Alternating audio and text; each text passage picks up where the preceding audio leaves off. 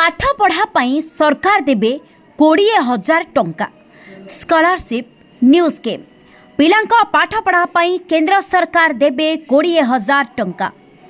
आज रही वीडियो छात्र छात्री मानक पई अत्यंत गुरुत्वपूर्ण। सेमानक सूचना पई आमे सेमानकु कहिबाको चाहूछु जे PM scholarship scheme online registration 2024 करिबा बेले सेमानी प्रति वर्ष 20,000 टंका आर्थिक सहायता पाइबे, जहा माध्यम रे सेमाने पाठपढ़ा जारी रखिबे एवं सेमानकर अध्ययन सहित जड़ित खर्च मध्य पूरण करि पारिबे।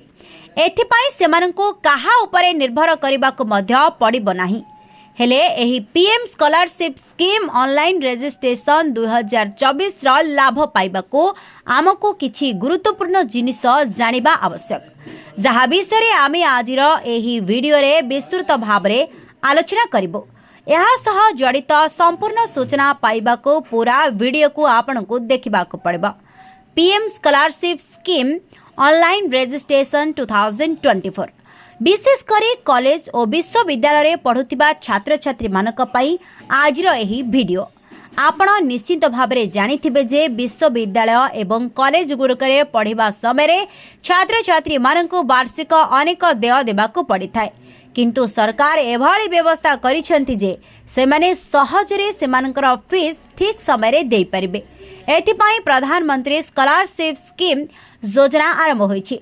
छात्र छात्री माने सेमानकर वार्षिक कॉलेज फी पाई एही छात्रवृत्ति व्यवहार करि पारिबे।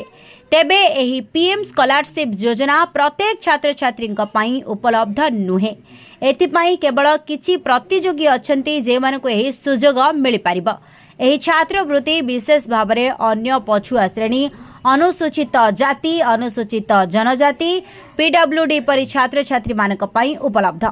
एही PM scholarship scheme online registration 2024 रो लाभ पाइबाको छात्र छात्री मानकु यहा सहजरे जड़ित होइतबा योग्यता नियम पूर्ण करिबाको पड़िबो।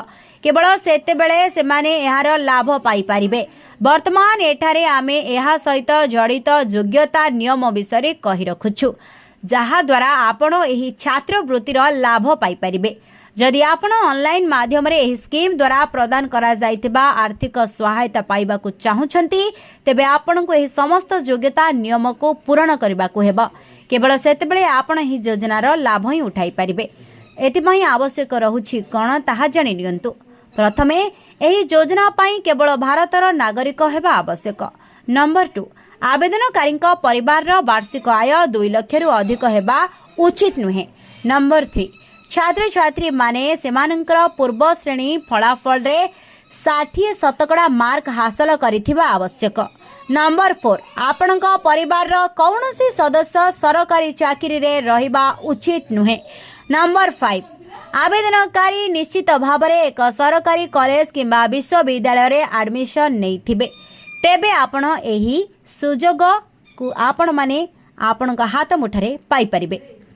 तेबे एही बली भाबरे नुआ नुआ स्कीम संपर्क रे जानिबा को चाहूथिले आम चैनल को लाइक शेयर सब्सक्राइब करि नियंतु एवं कमेंट बॉक्स रे कमेंट करि जणांतु आपण केउ संपर्कित तथ्य जानिबा पई चाहुचंती। Bureau report, Odisha info.